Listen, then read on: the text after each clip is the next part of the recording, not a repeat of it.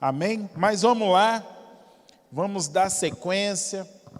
Você que está em casa aí também está sendo convidado a participar aí do acampamento. Mas vamos lá, queridos. Acredito que hoje nós encerramos essa sequência de mensagens que eu dei o tema como aprenda a orar. Olha para o seu irmão que está aí do seu lado, diga para ele assim, aprenda a orar. Não, mas fala com vontade. Fala assim, aprenda a orar. Amém? E nós estamos já, esse é o terceiro domingo, falando sobre aprendermos a orar. Um dia os discípulos, depois que Jesus terminou um período de oração, os discípulos chegaram para Jesus e disseram para ele assim, Senhor, ensina-nos a orar. É muito interessante que eles não pediram para aprender a pregar, eles não pediram para aprender a curar enfermos, louvar, nada disso, mas eles pediram para o Senhor, ensina-nos a orar. Eu acredito que eles pediram porque eles viam que Jesus tinha uma vida de oração diferenciada. E mais, tudo o que eles estavam vendo, manifestações de glória, manifestações de cura, de ressurreição de mortos, eles estavam vendo que era resultado da vida de oração de Jesus. Então eles pediram, Senhor, ensina-nos a orar. E eu acredito, queridos, que eu e você devemos também, todos os dias, fazermos o mesmo pedido para o Senhor. Ensina-nos a orar. Porque existem circunstâncias e situações que nós não sabemos como orar. E sabe, queridos, eu acho que aqui vai casar uma coisa que eu comentei com a Neide.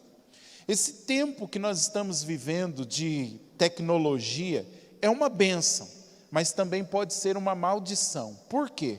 Se você entrar hoje no YouTube, no Instagram e todas essas redes sociais, você vai ver gente falando sobre tudo.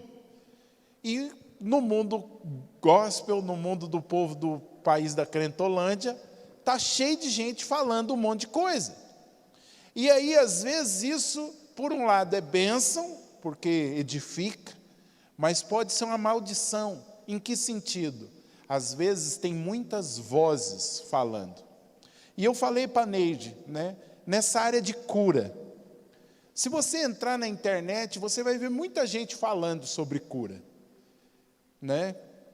E todo mundo está certo. E todo mundo puxa a sardinha para o seu lado. Então vai chegar alguém e vai dizer para você assim, você tem que repreender a enfermidade, você tem que mandar embora. Você não tem que orar, e você não tem que pedir para Deus, você pode mandar embora porque você tem autoridade. Aí você pula um outro vídeo, porque quando você pesquisa um assunto, vai te aparecer uma pancada de vídeo daquele mesmo assunto. Aí tem um outro pastor, que é um homem de Deus, e ele vai dizer para você, você está enfermo? Clame a Deus. E aí eu te pergunto, é para repreender a enfermidade ou é para clamar a Deus? Aí vem um terceiro e fala, não, é só ler a Bíblia, que você é curado. Vem um quarto e fala, você não precisa nem repreender, você não precisa nem ler a Bíblia, você não precisa nem pedir para Deus, é só você tomar posse. Mas agora eu tenho 5. O que eu faço? E aí eu falei para a Neide, eu falei para ela assim, imagine que a mulher do fluxo de sangue fosse gravar um vídeo no YouTube, falando sobre cura. O que ela ia ensinar? Ela ia ensinar o que ela viveu. Então ela ia dizer assim, você está enfermo? Toca na veste dele que você vai ser curado. Porque é a forma que ele cura. Aí o cego Bartimeu ia dizer assim, você está enfermo? Clama. Porque é a maneira que ele cura. Porque eu clamei e fui curado. O outro cego ia dizer, você está enfermo? Busca alguém que vai cuspir no chão, fazer um lodo e vai passar nos seus olhos, porque você vai ser curado. Porque foi a maneira que eu fui curado. E aí, se a gente pegar cada um dos que foram curados por Jesus, cada um ia sair para gravar um vídeo, e ele está certo, só que não é toda a verdade.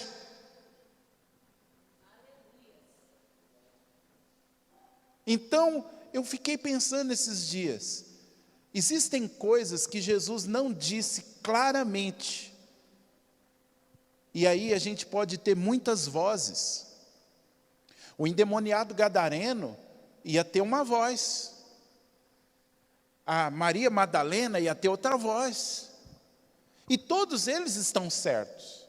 Só que o problema é que às vezes a gente vê só num aspecto e a gente fecha naquilo. A mulher do fluxo de sangue, se ela tivesse um ministério nos nossos dias, o ministério dela só ia ensinar você a tocar nas vestes de Jesus.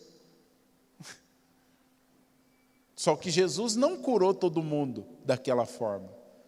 E eu até desafio você a ver as formas que Jesus curava. Era das mais diversas formas. Teve gente que ele cuspiu, teve gente que ele falou, teve gente que ele não fez nada e foi curado. Então eu falei para Neide, existem situações que nós devemos procurar o que Deus tem para mim. Eu preciso ouvir a voz dele específica para mim, porque a voz que tocou os outros pode ter servido para ele, mas o fato de ter servido para ele não quer dizer que sirva para você. Fui claro? Porque se Jesus tivesse curado todo mundo de uma única forma, eu ia dizer para você, só tem uma maneira de Jesus curar, é essa.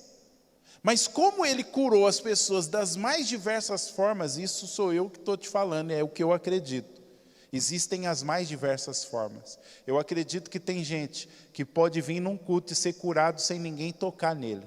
Eu acredito que tem gente que clama a Deus e vai ser curado. Eu acredito que tem gente que vai mandar a enfermidade embora e ela vai ser curada.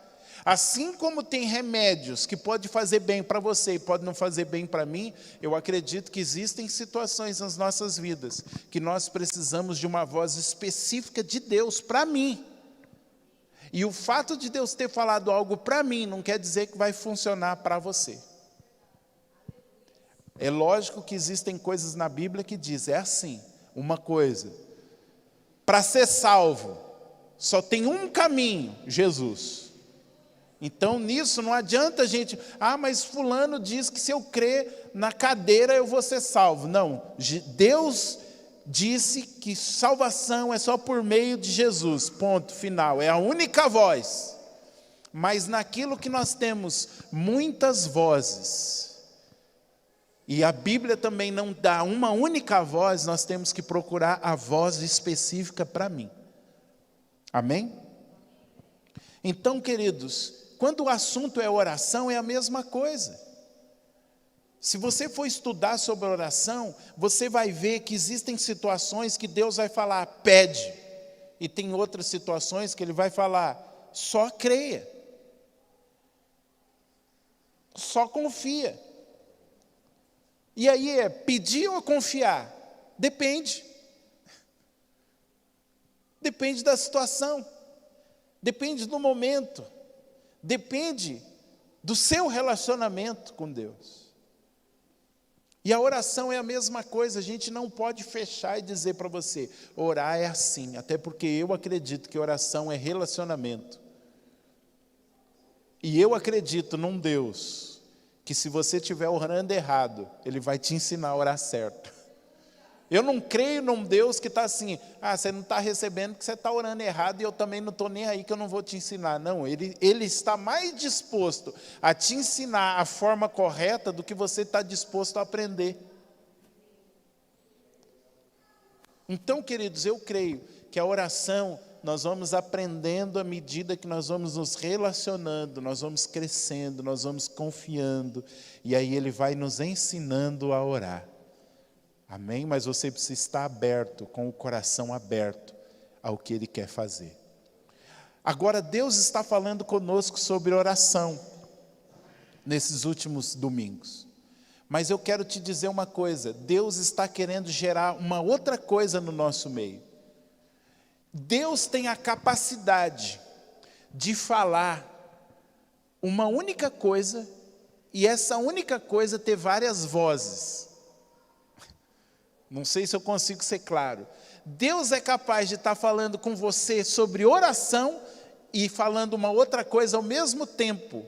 mesmo falando sobre oração. E daqui a pouco eu vou te explicar melhor o que Deus está querendo fazer conosco. Ele está falando sobre oração, mas ele está com uma outra voz, talvez mais suave, bradando aqui no nosso meio. E talvez você não percebeu, mas nessa noite você vai perceber. Vamos ler Mateus, capítulo de número 6, o mesmo texto que a Neide leu no começo. Mateus, capítulo 6, versos 9. Aleluia. 9 em diante, a famosa oração do Pai Nosso.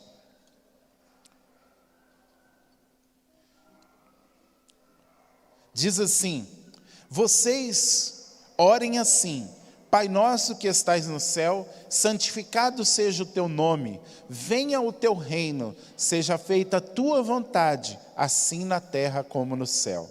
Dá-nos hoje o nosso pão de cada dia. Perdoa as nossas dívidas, assim como perdoamos os nossos devedores. E não nos deixes cair em tentação, mas livra-nos do mal, porque teu é o reino, o poder e a glória para sempre. Amém. Nós vamos hoje falar a partir do verso que diz assim: dá-nos hoje o nosso pão de cada dia. Mas, irmãos, o que eu e você precisamos entender, e agora eu vou clarear você ao que Deus está falando entre linhas e o que Ele está querendo gerar no nosso meio. Quando a gente fala sobre a oração do Pai Nosso, a gente é ensinado a orar isso, e nós, principalmente nós do século 21, nós temos uma mentalidade individualista.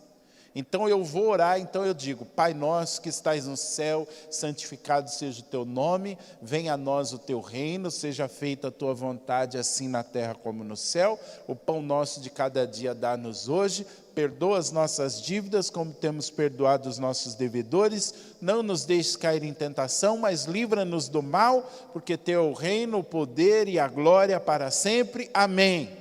Só que eu estou orando pensando em mim. Então é como se eu orasse assim: meu Pai que estás no céu, santificado seja o teu nome, venha a mim o teu reino, seja feita a tua vontade, assim na terra como no céu. O pão que eu preciso me dá hoje, perdoa a minha dívida como eu tenho perdoado o meu devedor, não me deixe cair em tentação, mas livra-me do mal, porque teu é o reino e a glória. Eu oro na terceira pessoa, mas eu estou pensando em mim. Só que, irmãos, o que nós estamos batendo na tecla é que essa oração, ela não tem como base eu, mas tem como base nós. O Pai não é o meu Pai, eu não sou filho único de Deus. Olha para o irmão que está aí do seu lado e diga assim: você não é filho único de Deus. Parece ser bobo, mas 90% dos crentes do país da Crentolândia acha que eles são filhos únicos. E não são. O Pai é nosso. Ou seja, você é filho de Deus, mas existem outros filhos. Você faz parte de uma família. Nós fazemos parte de uma família. Então o Pai é nosso. E aí, santificado seja o teu nome, venha a nós o teu reino. Seja feita a tua vontade, assim na terra como no céu. E aí nós chegamos, o pão nosso. Queridos, é certo que quando nós estamos vivendo uma necessidade, você está desempregado, você vai orar e você fala: Deus, abre uma porta de emprego para mim, porque eu estou passando necessidade. Só que Deus quer nos levar a entender que não é só você que está desempregado na família. tem outros irmãos seus que também estão desempregados. Então, quando eu oro pelo pão nosso, o que ele está querendo dizer é, quando você for pedir o pão para você, se lembre que você não está sozinho na família, que pode ter outros na família que também estão passando por necessidade. Então, ore também pelos outros irmãos. Vocês estão aqui? Só que na hora do louvor, Deus me deu uma visão. Negócio doido. Que visão que eu tive na hora do louvor? Várias vezes. Era como se eu visse essas paredes se mexendo. Agora imagine que essas paredes fossem fechando, Naldo.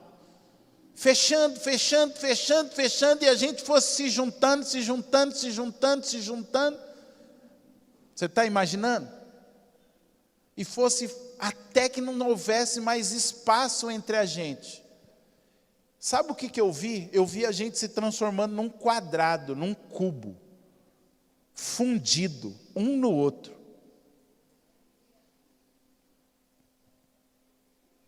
Então, na verdade, Deus está falando conosco sobre oração, mas Ele está querendo gerar em nós um nós. Deus está querendo tirar do nosso meio o eu, e está querendo gerar no nosso meio o nós. Deus está querendo nos fundir em um só povo, em um só corpo, em uma só família. Deus está querendo tirar do nosso meio o egoísmo. É isso que Ele está... Então, ao mesmo tempo que Ele está falando sobre oração, por outro lado, Ele está falando para nós, olha, vocês não são únicos, vocês são uma família, vocês são um corpo, vocês são um grupo que precisa estar unido, que precisa estar fundido, porque não é a minha necessidade, mas é a nossa necessidade. É como se nós estivéssemos sentados com o Pai na mesa, e aí eu olhasse e falasse, Pai, eu preciso disso, mas eu sei que o meu irmão também precisa. Então eu chego e falo, Pai, eu preciso, mas o meu irmão também precisa. Então nos abençoa. Agora, sabe por que na igreja de Atos não havia necessitados? Porque eles tinham a consciência que eles eram uma família. E que se Deus podia estar me dando, mas eu sei que o meu irmão não tem. Então, o que Deus está me dando, eu reparto com o meu irmão. Vocês estão entendendo? Irmãos, agora isso talvez seja uma das maiores revoluções que pode acontecer dentro da igreja. É nós ganharmos a consciência de família. De que se eu estou sendo abençoado, não é a minha bênção, mas é a nossa bênção. Que se Deus está fazendo algo em mim, se Deus está fazendo por mim, não tem a ver comigo, mas tem a ver com a família, tem a ver com a casa, tem a ver com os meus irmãos. Nós não estamos pregando aqui socialismo e nem comunismo. Não é aquele negócio assim, então quer dizer o seguinte, se eu tenho um carro de 2.000 e o meu irmão está andando de bicicleta, eu preciso me sentir pesado e vender meu carro. Não tem nada a ver com isso. Mas eu estou dizendo para você o seguinte, de repente Deus está te prosperando, você não pode fechar os olhos para o seu irmão. Muita gente lê aquele texto de Atos e acha que as pessoas estavam tipo assim, eu sou milionário, então eu vou dividir todos os meus milhões com os irmãos. Não era isso que acontecia. O cara continuava milionário, só que ele pegava e falava assim, bom, todo mês eu posso levar cestas básicas para a igreja, de forma que não haja ninguém passando fome. Vocês estão entendendo? O cara continuava rico. Ele continuava vivendo a vida dele, mas não havia necessitados. Por quê? Porque havia gente levando cesta básica ao rodo. Não diz que estava todo mundo nivelado no mesmo nível, porque nem no céu é assim, irmãos. Sabia que nem no céu é nivelado? No céu tem categorias. E quando Jesus voltar, entre os salvos vai ter categorias de glória. Não vai ser nivelado. Não vai ser socialismo no céu, não. Nem entre os anjos é assim. Os anjos são diferenciados em glória. E os santos também vão ser. Mas uma coisa era certa, havia uma consciência de que nós éramos uma família tão grande que não havia necessitado. Então é o seguinte, eu tenho 5 pares de sapato, o meu irmão não tem nenhum, eu vou dar um para ele. Não quer dizer que eu tenho que dar 2,5 pares para ele, mas eu não posso deixar ele sem, porque eu tenho 5. Vocês estão aqui? Então quando Jesus disse assim, orem, para que o pão nosso venha, ele estava querendo dizer assim, cara, quando vocês forem orar, não esqueçam que você não é o único que está passando por necessidade, tem outros. Outra coisa, pensam na bênção coletiva. Pai, se o Senhor vai fazer algo, faz na família toda.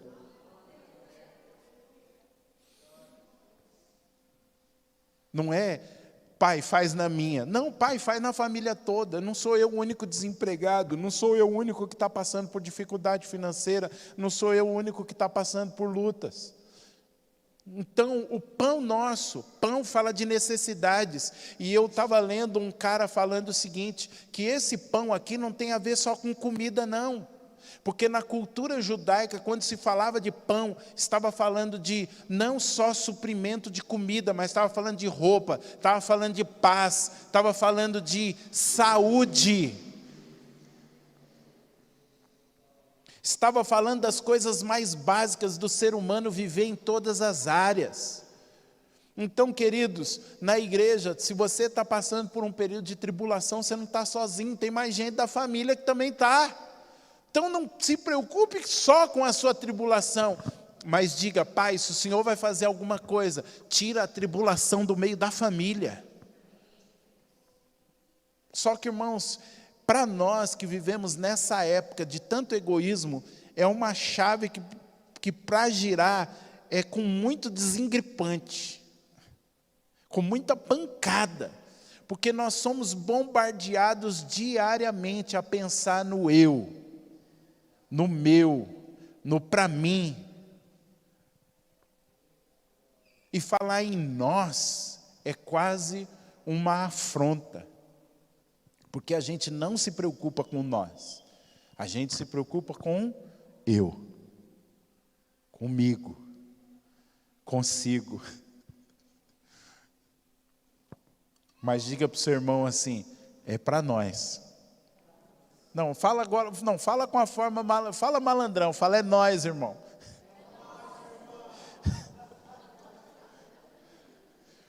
Agora, sabe o que é interessante? A maioria das nossas versões diz assim, o pão nosso de cada dia dá-nos hoje. Mas você sabia que esse versículo poderia ser traduzido da seguinte maneira, o pão nosso do amanhã dá-nos hoje?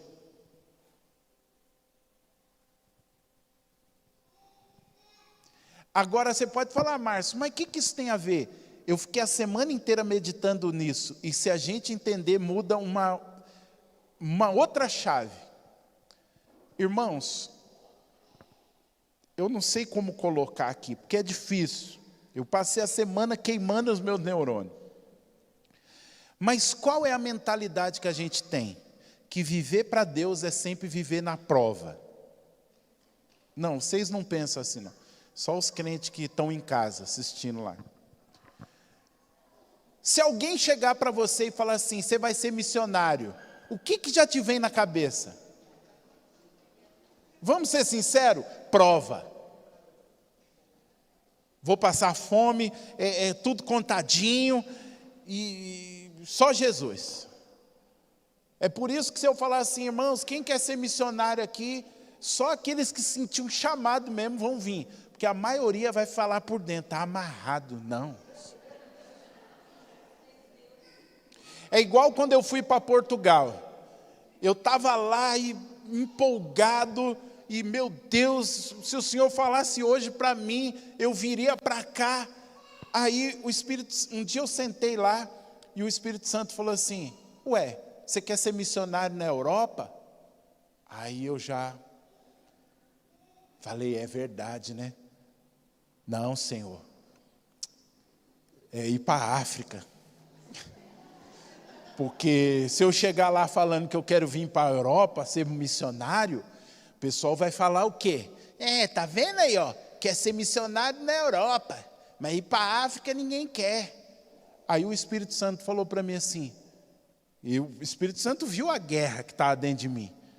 Aí o Espírito Santo falou assim para mim: você acha que os africanos, os países pobres, precisam mais de Jesus do que aqui? Aí eu falei: Jesus, olhando o que eu estou olhando, eles precisam de Jesus tanto quanto.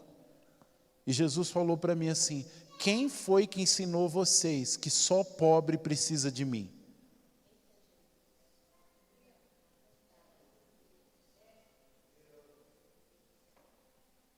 Mas não é um pensamento que a gente tem? É missionário? É para país pobre. Se alguém chegar aqui e falar que vai ser missionário nos Estados Unidos, o nego já olha e fala: é espertão. É lógico. Porque nós criamos uma mentalidade que ser missionário, que ser crente, é viver de prova. E quando eu leio esse texto pensando assim, o pão nosso de cada dia dá-nos hoje, isso alimenta essa mentalidade, porque a gente pensa o quê? Vou orar pela necessidade de hoje, amanhã Deus proverá. Só que se a gente muda e esse texto e a gente fala assim: Deus, me dá hoje o pão de amanhã, muda uma chave. Por quê? Eu falei: Deus, me faz entender isso direito. Por que a gente deveria orar? Deus, o pão de amanhã me dá hoje. Aí ele me lembrou do Shabat. Quando Deus estipulou que Israel tinha que guardar o sábado, caía maná do céu, todos os dias. Só que Deus falou assim: no sábado vocês não vão trabalhar, no sábado vocês não vão colher. Então o que tinha que acontecer? Na sexta caía a porção dobrada. Então na sexta vinha a porção para a sexta e pro sábado. Agora, irmãos, quando começava o descanso para eles?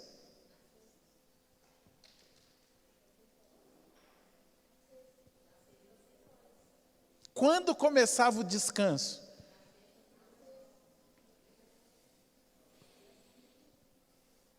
O descanso começava quando eles pegavam a porção para os 2 dias.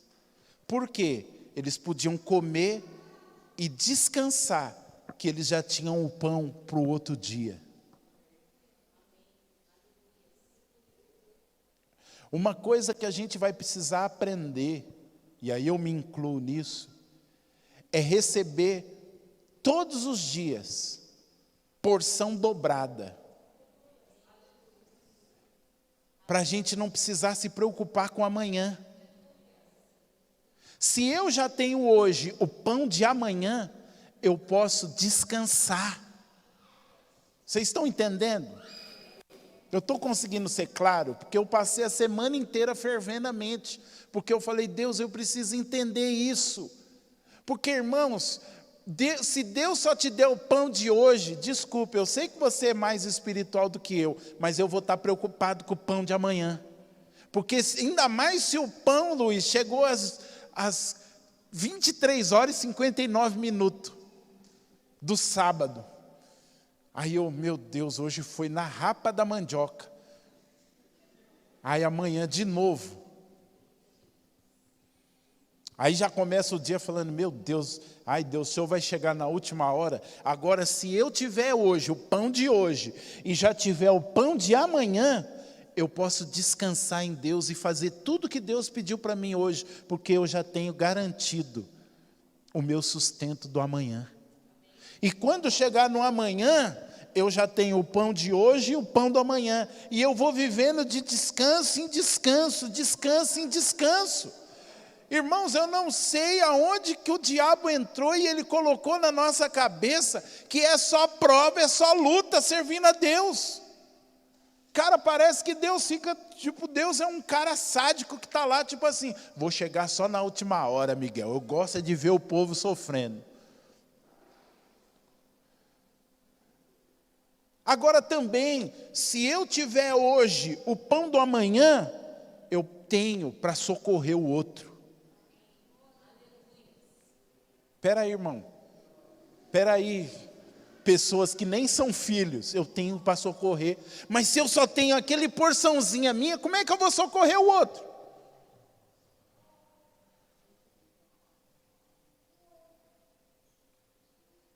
Se você só tem para você, como é que você vai socorrer o outro? Agora, se eu tiver o pão para mim hoje e o pão do amanhã, eu posso socorrer quem está ao meu redor, porque eu tenho o meu, mas eu tenho sobrando. Irmãos, eu acho que a gente vai precisar aprender a viver com abundância. A maioria de nós não sabe viver com abundância. Uma segunda-feira a gente estava orando aqui, começamos a orar pelas finanças, eu tive uma visão, eu via uma teia de aranha gigantesca em cima da igreja. Aí eu achei que era só aqui em cima, comecei a orar e eu entendi que essa teia de aranha estava sobre toda a região. E aí a gente começou a conversar, eu falei para os irmãos, vamos orar, alguém já tinha tido uma revelação também que tinha a ver com aquilo, e aí o Espírito Santo falou para mim, isso é uma mentalidade que está sobre a região, que impede as bênçãos de chegar até vocês. Não é que elas não estão vindo, mas elas estão retidas. Porque imagina, se passar um helicóptero jogando aqui pacotes de dinheiro, mas a gente estender uma rede. Essa rede vai reter tudo. Então Deus falou conosco aqui naquela segunda-feira, não é que eu não estou enviando, mas a mentalidade de vocês está retendo. Irmãos, sobre regiões há mentalidades.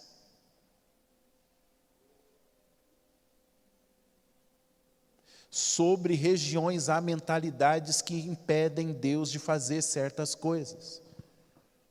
Se nós estivéssemos ministrando, se nós fôssemos uma igreja, num bairro de Alphaville, Jardins, com gente chegando só de Land Rover, falar do pão do amanhã, nego ia falar, eu tenho pão para 100 anos. Mas aqui, bairro do Boa Vista, periferia de Suzano, né? Com a gente olhando o preço do leite, 7 conto. Feijão, 7 conto. A Rose falou aqui de doar salsicha. Hoje eu estava vendo 17 conto o quilo da salsicha. Eu falei, cara, a salsicha já foi comida de pobre. Manteiga, 11 reais.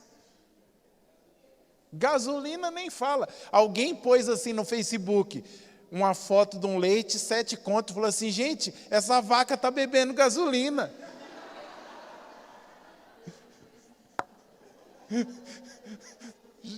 Olha, o brasileiro, gente, pensa, a NASA tem que vir estudar, gente, porque o brasileiro tem umas sacadas, que sempre fala assim, velho, eu vi aquilo, eu ri demais, eu falei, meu, onde os caras tiram esses negócios? Agora a gente falar de abundância, dá um troço dentro da gente, porque a gente está acostumado com o pão nosso de cada dia. Falar que Deus pode dar o pão de amanhã, hoje, já começa a dar um negócio dentro. Até porque alguns de nós ficam assim, mas o que eu vou fazer com isso? Porque a gente está acostumado a viver no conta-gota. E aí Jesus falou assim: quando vocês forem orar, pensem na família, mas peçam o pão do amanhã. Mas a gente aprendeu que pedir o pão da manhã, não, irmão, você está sendo egoísta. Não, é o pão nosso de cada dia. Se preocupa com hoje. Jesus falou: basta a cada dia o seu mal. Isso é uma verdade. Porque Ele não quer que eu me preocupe com amanhã. Agora eu só não vou me preocupar com amanhã se eu já tiver hoje o que eu preciso para o amanhã.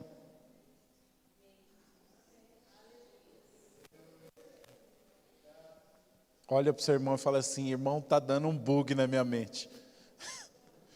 Porque eu fiquei a semana inteira com um bug na minha mente, Cláudia. Semana inteira, falando: Jesus, mas aí eu fui pesquisar, irmãos, eu fui lá na língua grega lá, e fiquei fuçando lá numa Bíblia lá, e aí fui construindo, e aí eu vi um monte de comentarista dizendo, esse versículo poderia ser traduzido: o pão nosso do amanhã, dá-nos hoje. Não é que eu estou me preocupando com as contas de amanhã, mas, Senhor, me dá um certo tipo de transbordo, para que eu fique tão tranquilo, que amanhã eu possa ficar descansado. Senhor, me dá em abundância aqui, para que todo mundo que chegar ao meu redor, eu possa ter. Irmãos, eu fico vendo um monte de gente falando: não, porque na igreja de Atos não havia necessidade. Tá certo, beleza, mas como que eu vou suprir a necessidade do meu irmão se eu não tenho nem para mim? Se eu tenho uma conta de luz de 300 conto, só tem 300 conto, o irmão chega e fala assim: chegou minha conta de luz. Quanto que é, irmão? R$100. Irmão, desculpa, mas se eu pagar a sua, eu fico sem pagar a minha. E aí... Agora outra coisa eu tenho 300 aqui, aí Deus me dá 600. Ô irmão, você está com a conta de... Não, espera aí, irmão, vai dar para pagar. Ou tenho 400, dá para pagar a minha e a sua. Zerou, mas tocamos aqui. Mas eu não tenho nem para mim, não dá nem para dividir. Porque às vezes eu falo: não, divide, mas... Chega lá, pega lá, tá bom, você tem uma conta de luz de 300, seu irmão é de 100. Vai lá na lotérica e fala assim: nós temos essas duas contas, total dá 400. Vê aí o que você pode fazer com 300. Vai falar: só dá para pagar uma. Escolhe.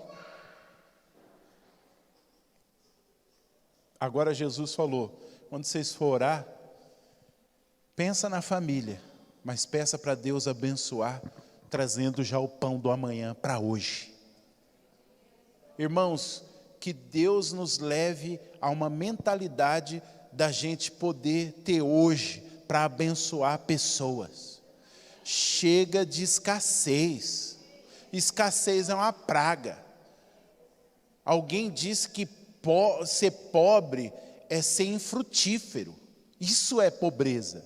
E eu fiquei refletindo nisso, eu falei: é verdade, porque pobre não pode fazer nada. Esses dias eu estava vendo lá uma notícia, 2 jogadores, o Salah e um outro lá, Mané, o nome do cara. Na minha época, Mané era xingamento, hoje é nome. Mas os caras são, um é do Liverpool e o outro eu não sei de onde que é, parece que estava mudando de time. O Salah, da onde ele era, lá no Egito, se não me engano, o cara montou um hospital, Douglas. O cara montou lá um sistema para purificar a água. O cara mudou o bairro dele. Por que ele mudou? Porque o cara tem dinheiro. O tal do Mané também fez lá uma associação, sustenta não sei quantas crianças, com não sei quanto de dinheiro por mês. Por quê? Porque tem. E eu e você?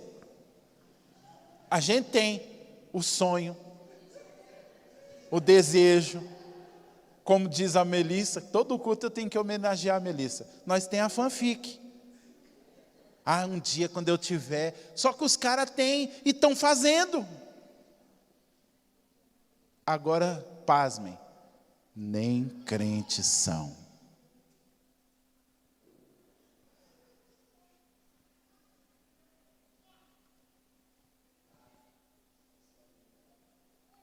Só que, de alguma forma, os caras têm acesso a recursos.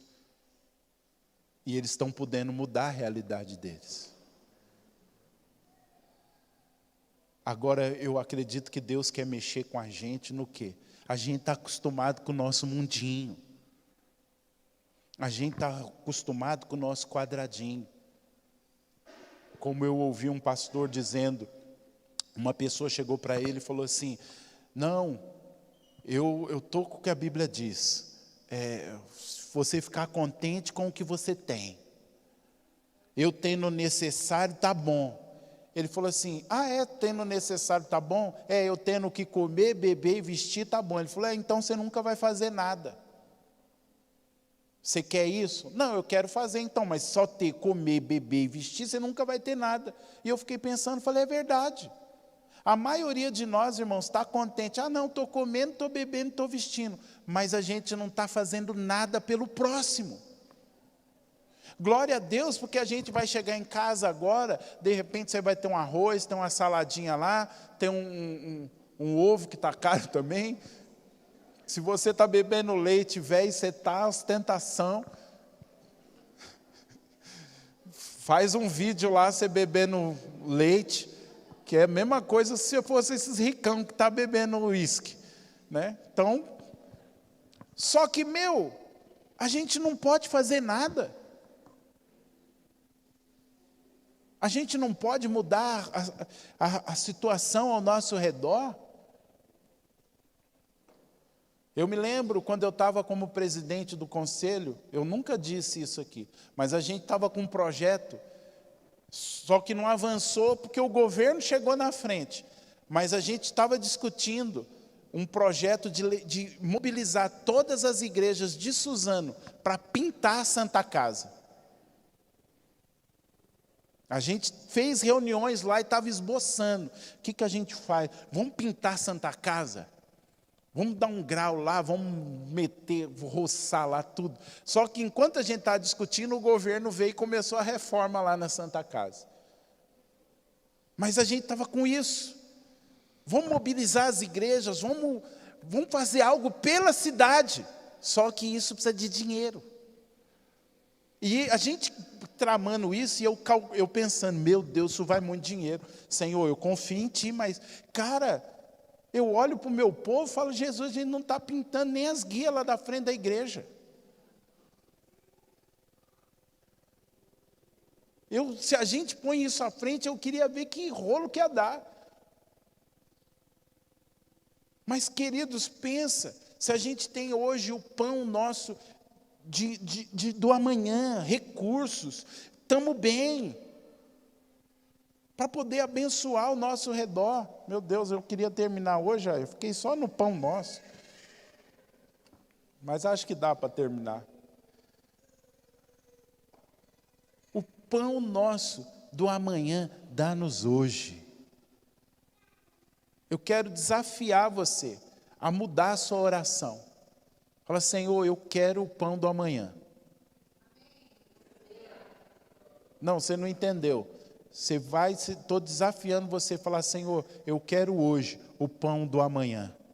Chega de ficar esquentando cabeça com... Aí é lógico, vai entrar a sua organização, tem tudo um monte de outras coisas. Também não adianta dar o pão hoje e você fazer igual Israel. Ir lá e falar, meu Deus, se não tiver amanhã, e comer tudo e morrer igual um monte de gente morreu. Não é isso. Mas é você entrar no modo confiança que Deus olha e fala assim, eu posso dar o pão do amanhã hoje para a Marli, porque ela não vai se matar com isso. Às vezes Deus só está dando o nosso pão de cada dia, porque Ele fala assim, se eu der um pouquinho mais, se mata. Sabe aquela criança que quer beber ainda, que você não pode dar tudo.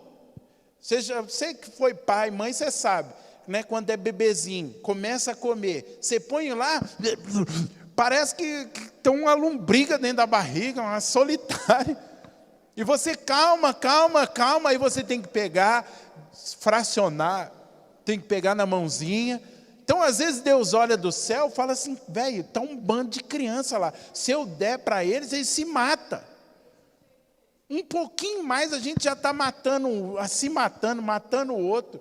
Mas Deus quer gerar em nós um nível de maturidade, que Ele pode chegar e dizer assim, toma hoje o pão que já estava reservado para você amanhã, porque eu sei que você vai usar bem usado. Ai, Senhor, e amanhã? Amanhã eu vou te dar o pão do outro amanhã. Olha para o seu irmão e fala assim, irmão, você não está se matando não. Que Deus possa confiar para nós hoje o pão do amanhã. Chega de luta, chega de prova. E aí eu quero te dar uma boa notícia. Na hora que o Luiz deu umas duas voltas violentas em torno da igreja, algo estralou dentro do meu espírito. E sabe o que estralou dentro do meu espírito? Que a nuvem negra que estava pairando sobre nós está indo embora. Cara, me deu uma vontade de correr atrás do Luiz. Falei, Deus, não dá. Falei, não dá.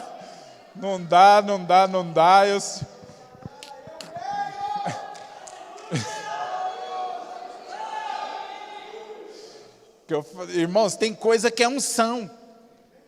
Não é nem questão de condicionamento físico, é unção. Se você não está na unção, você não segue. Mas queimou no meu espírito que a nuvem negra que estava pairando sobre nós está indo embora. O sol está voltando a brilhar. Dias melhores virão sobre mim e a sua casa. Dias de abundância. Dias de transbordo, dias de alegria, porque não é só luta, não é só prova.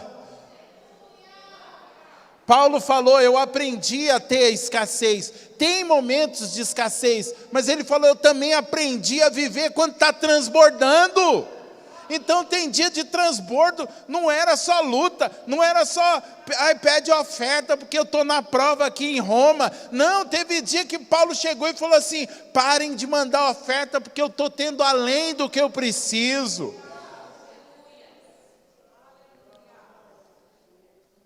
Meu Deus, o povo de Deus precisa resgatar a alegria, irmãos, de ser crente. A gente está muito cabisbaixo, a gente está só prova, só luta, encosta no irmão. E aí, irmãos? Não, é só luta.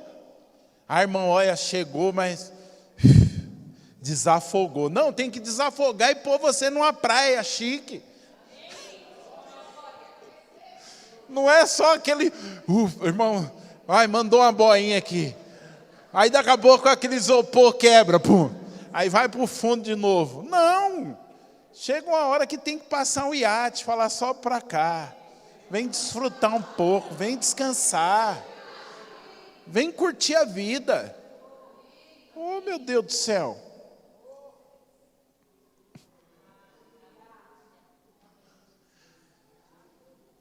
O pão nosso do amanhã dá-nos hoje. Aleluia. Irmãos, a gente tem que parar com uma outra mentalidade, de achar que Deus só chega na última hora. Parece que a vida cristã é assim, só sofrimento, aí Deus fica olhando, está quase morrendo, aí tira um pouquinho. Não, você olha a Bíblia, você não vê isso. Você não vê isso. Nem Jesus, que o pessoal gosta. Não, Jesus foi pobre. Irmãos, Jesus fez-se pobre. O que isso quer dizer? Que Jesus era rico e ele decidiu ser pobre. Uma coisa é a gente ser pobre e não ter a decisão de ser pobre. Não tem escolha. Uma coisa é eu ter uma BMW e escolher, não, eu vou andar de bicicleta. Outra coisa é eu falar, é bicicleta. Quando tem. Se eu estou conseguindo colocar na mente de vocês os pensamentos que a gente tem, é a mesma coisa, o pessoal chega e fala assim, mas Jesus falou para o jovem rico dar tudo que ele tinha para seguir. Só que tinha um monte de gente endinheirada que seguia Jesus, e Jesus nunca pediu para eles. Você sabia que na cultura judaica, Nicodemos era um cara endinheirado? Alguns dizem, segundo a tradição, que Nicodemos tinha pousadas em Jerusalém. Outro pessoal que parece que tinha dinheiro, Lázaro, Maria e Marta. E Jesus nunca disse para eles, dá tudo que vocês têm. Pelo contrário, tinha uns perrengues, Jesus ia parar lá na casa de Marta, Maria e Lázaro. Porque quando a gente foi para Israel, o guia falou assim, Jesus chegava aqui, a coisa apertava em Jerusalém, ele já batia na casa de Lázaro.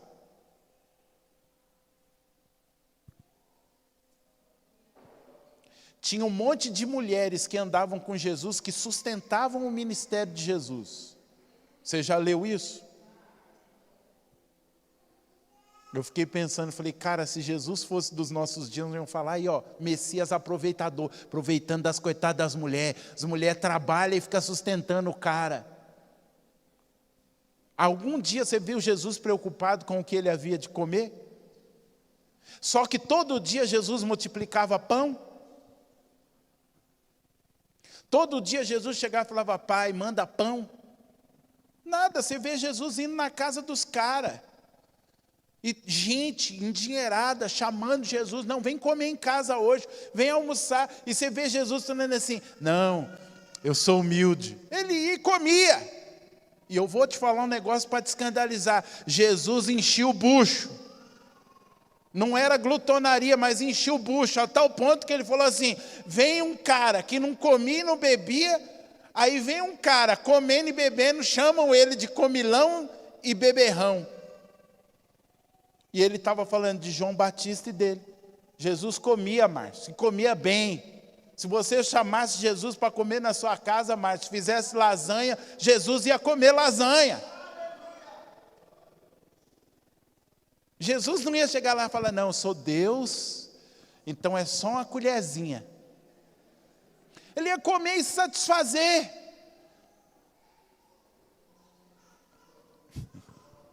Olha para o seu irmão e fala assim, irmão, pede o pão da manhã hoje.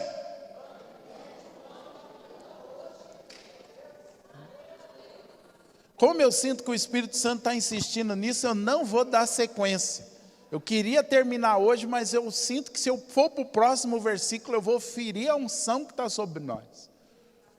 Se Deus está batendo nessa tecla, do pão nosso, do amanhã, Ele nos dá hoje, é porque Ele quer fazer algo no nosso meio. Irmãos, eu creio que Deus quer romper a escassez. Deus quer romper com a escassez. Eu olhando ali, vendo a Bianca ali, eu lembrei, a Bianca vai para a escola de missões, e ela me mandou um link para mim preencher. O pastor tem que preencher, né, para aprovar. E no finalzinho, tá assim, como que, eu não lembro assim, mas era tipo assim, ela vai, mas a igreja está disposta a sustentar, da onde vai vir o sustento dela? E eu olhando aquilo,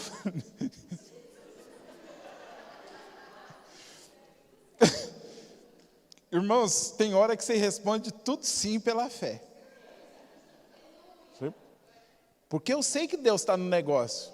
Porque eu experimentei Deus na minha vida nessa área. Eu falei, Deus, se o Senhor está falando com ela, o Senhor vai prover. Se for para nós pagar tudo, nós paga também. É só o Senhor mandar. Só que, queridos, a Bianca está indo sem prova nenhuma. Deus fez um rebuliço e ela falou, tio, paguei tudo e Deus se movendo, porque quem diz que para ir tem que ser na prova. Quem diz que... Não, está algum versículo na Bíblia, você vai ser missionário, é só prova. Velho, mas que raio de negócio é esse? Aí o coitado vai para as missões, não consegue fazer nada, e volta frustrado, porque não conseguiu fazer nada. E aí alguém aqui bate nas costas e fala, não, irmão, é assim mesmo, ser missionário é assim. Aonde? É aquela mesma coisa que todo mundo acha que ser pastor é viver na prova. Tudo tem um pequeno começo. Mas o fato da gente começar pequeno não quer dizer que a gente precisa terminar pequeno. Vou repetir. O fato da gente começar pequeno não quer dizer que a gente tem que terminar pequeno. Não quero gerar em você e em mim um espírito de grandeza, de achar que só com muito. Não é isso. Mas eu quero, e eu entendo que o Espírito Santo está querendo tirar de nós essa mentalidade de escassez, essa trevas em cima da gente, essa teia de mentalidade que nos impede de viver tudo que Deus tem para nós. Se Paulo diz que Jesus disse que é melhor dar do que receber, só pode dar aquele que tem para dar, mas se eu não tenho para dar, eu vou viver a minha vida recebendo. Só que melhor é dar. Então que a gente saia do só receber e comece a dar. Que a gente comece a ter, irmãos. Em nome de Jesus, Senhor, dá-nos hoje o pão do amanhã. Deixa eu ver se nessa área eu anotei mais alguma coisa aqui. Se Deus está falando conosco, irmãos, nesses dias, e eu creio que Ele está querendo gerar algo. Quando Deus quer gerar algo no meio de um povo, Ele faz duas coisas. Ele envia a palavra dEle e Ele põe a gente para orar. A palavra de Deus, ela nunca volta vazia, mas ela sempre faz aquilo que apraz a Ele. Ele mesmo disse que nem só de pão viverá o homem, mas de toda palavra que sai da boca dele. Quando Ele manda a palavra dele, é porque Ele quer gerar algo no meio do seu povo. Deus manda a palavra para nos libertar, para nos curar. Deus manda a palavra para tirar um monte de estruturas. Eu e a Neide, a gente tem orado em cima de uma coisa. E a gente tem falado, o João sabe disso, ele é testemunha, porque eu já abri meu coração para ele. O meu sonho, o meu desejo é um dia, eu e a Neide ter recurso suficiente para a gente poder ir nas igrejas, sem uma igreja dar um centavo. Se é lá na Bahia, vamos na igreja na Bahia, nós vamos pagar nossas passagens e nós vamos. Vai ficar em hotel, nós vamos pagar, nós vamos chegar lá na igreja, essa é a situação, nós queremos investir aqui no ministério de vocês, nós queremos trocar telha, nós queremos comprar terreno, sei lá, esse é o nosso sonho. Eu não quero viver, eu falei, Deus, eu não quero viver indo, vai lá, aí a igreja paga tudo, a igreja faz tudo para mim poder ter, eu não quero isso.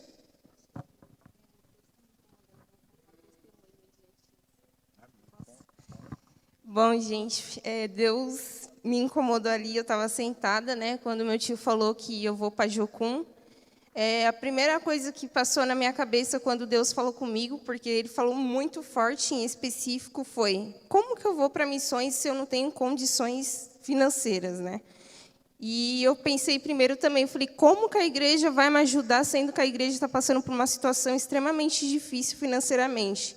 Se eu chegar para o meu tio, e falar para ele, eu vou para missões, ele vai olhar para a minha cara e vai falar, como assim?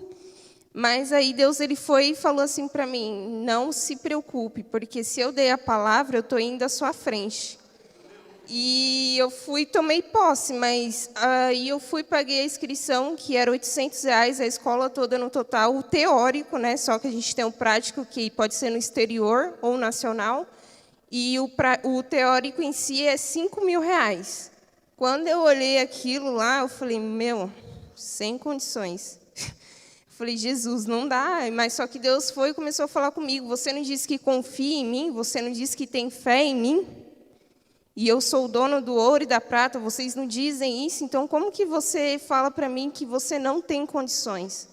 Então, com um passo de fé, eu estava trabalhando ainda, eu fui e consegui pagar a inscrição e dei os R$800 do meu salário, e fiquei sem nada quase. Mas eu fui e falei, meu Deus, e eu tinha acabado de conseguir um emprego na área que eu estava desejando muito, orando muito, pedindo para Deus. E aí eu fui e falei, vou pedir as contas, vou sair com uma mão na frente, outra atrás. Meus pais não têm condição assim de dar 5.000 reais de um dia para o outro. E eu pensando, e aí eu falei, Deus, como que eu vou fazer? E aí as coisas começaram a ficar difíceis no trabalho. E começou a ficar tão difícil que eu falei, meu Deus do céu, e agora? Eu não posso pedir as contas ainda, eu preciso fazer alguma coisa. E eu comecei a orar para Deus. Eu falei, Senhor, se é realmente o Senhor que me chamou para ir para Jocum, para as missões, então o Senhor vai fazer. E aí o Deus falou para mim, descansa. E aí chegou um dia no trabalho, eles falaram para mim que, por motivos que nem explicaram, porque eles falaram que ia me mandar embora. E aí eu fui e falei assim, como assim? Vai me mandar embora? Eu falei, eu sei que eu preciso sair, mas, né? Deus falou, eu estou no controle. E aí eles foram me mandar embora, e eu tinha somente 4 meses lá.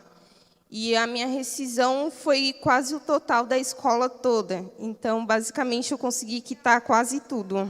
Falta pouquíssimo, né? Bem pouco.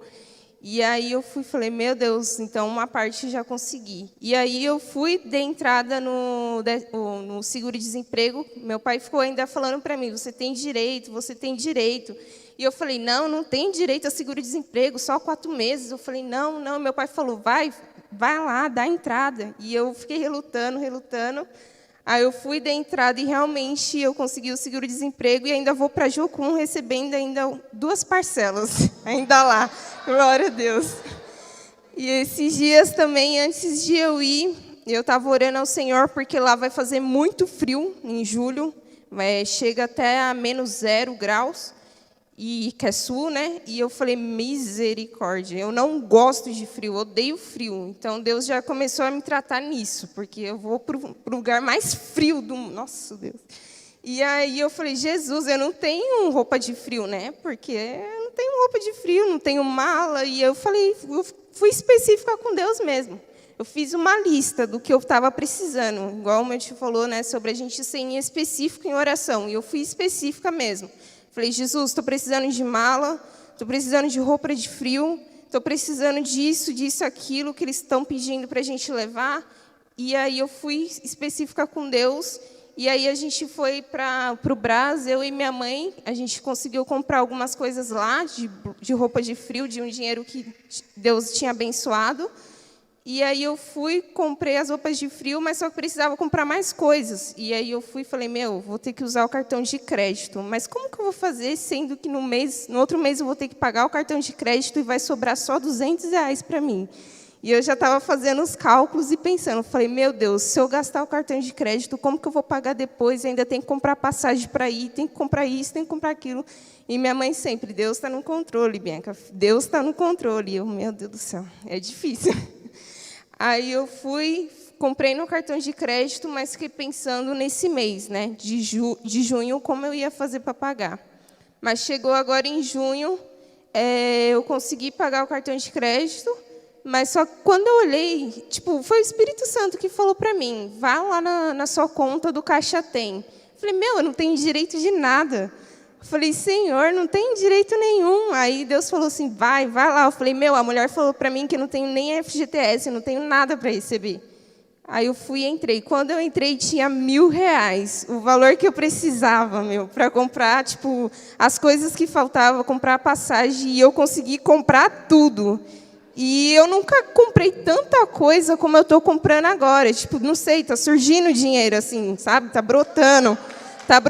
Então, eu senti de compartilhar com vocês, porque, realmente, quando Deus ele dá uma palavra, Ele é fiel.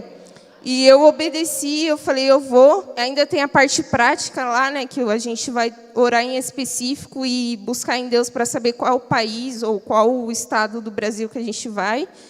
E eu estou crendo que Deus vai prover para o prático, que o prático varia de 10.000 reais nessa faixa, mas eu sei que Deus ele vai fazer. Então eu estou indo e crendo que cada um de vocês também vão prosperar para me abençoar muito lá. Em nome de Jesus.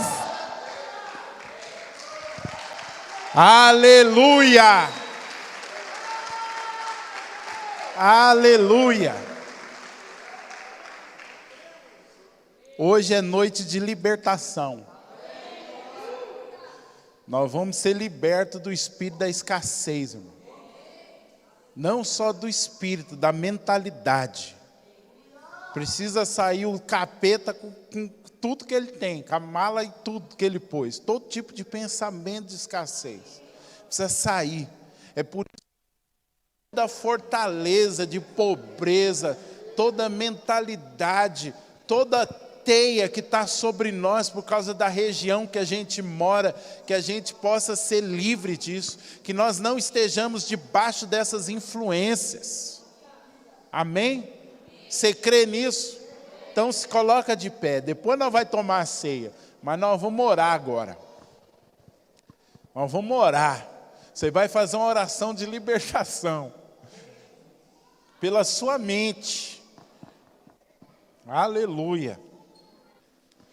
Então, naquele mesmo dia, irmãos, da teia, da visão que eu tive, a Patrícia também tinha tido. A gente estava aqui na reunião de oração e ela tinha tido também a visão do mesmo jeito. Então, casou muito bem a visão, aí a gente foi para cima.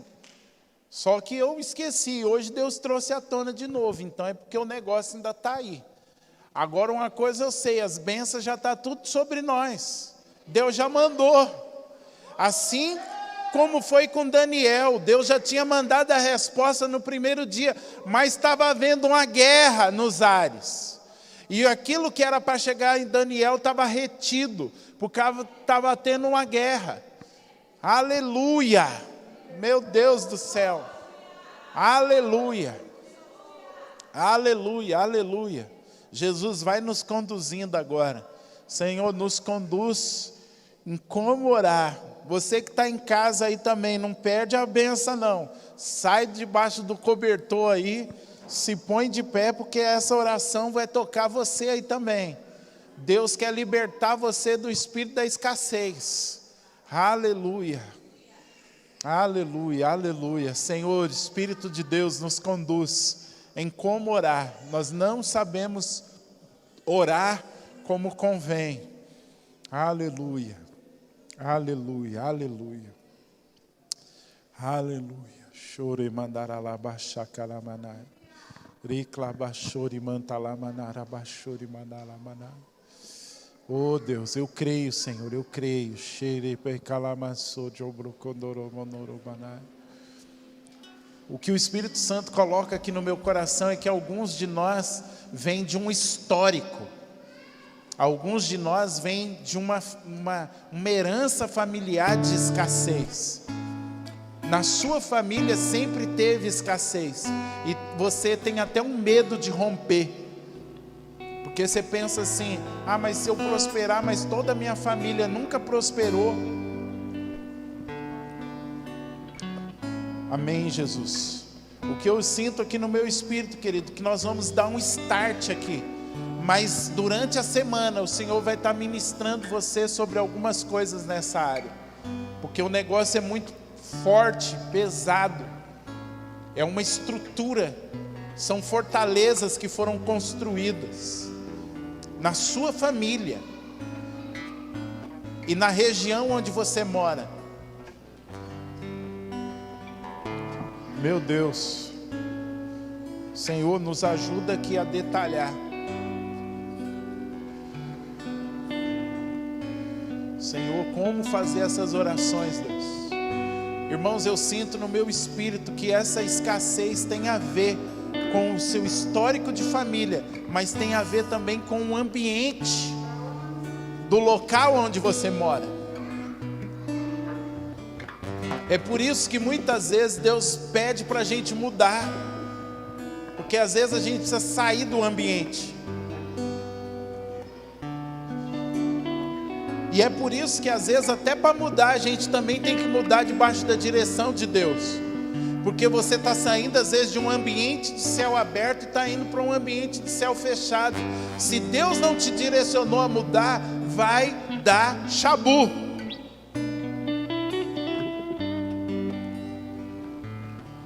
Aleluia. Aleluia. Shiri mandala la bashoro komanara mana. Shiri kalamana shuri balamana. Senhor, como igreja nós te pedimos perdão por toda mentalidade de escassez. Toda mentalidade, Senhor, nós como brasileiros, nós viemos debaixo de uma herança, de uma mentalidade de escassez. Senhor, são raízes profundas, Senhor. Aqueles que evangelizaram essa nação, nos evangelizaram, Senhor, debaixo de um voto, Senhor, de que a pobreza é algo nobre, é algo espiritual. Senhor, e nós fomos gerados religiosamente, que temos que ser pobres, que a riqueza leva para o inferno, que ter em abundância não é espiritualidade.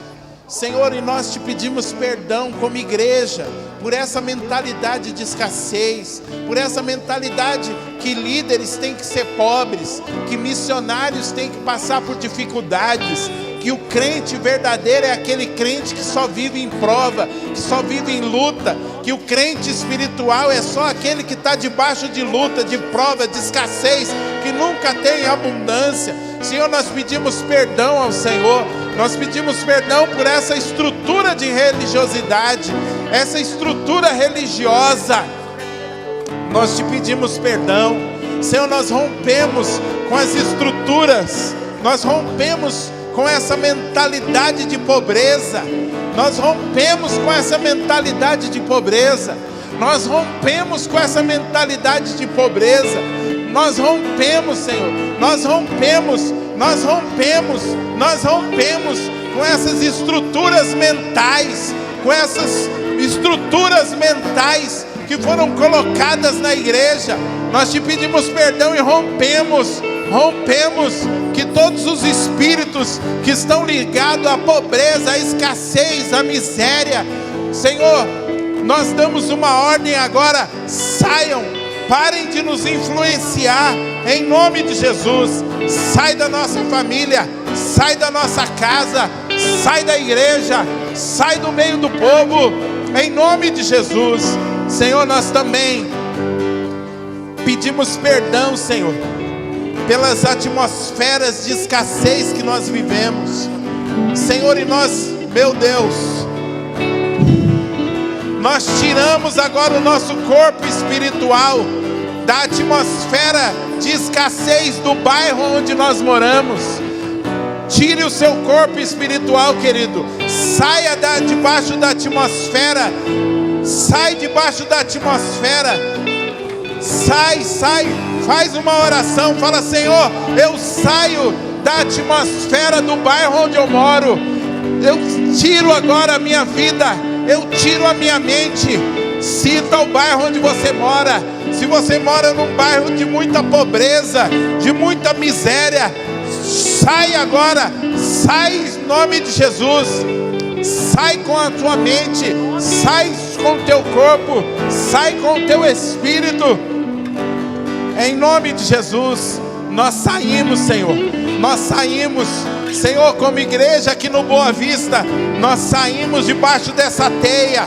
Nós rompemos agora com toda a mentalidade de escassez que paira sobre o bairro do Boa Vista, sobre essa região, Revista, Marengo Baixo, Marengo Alto, São José, toda essa região do Rio Abaixo.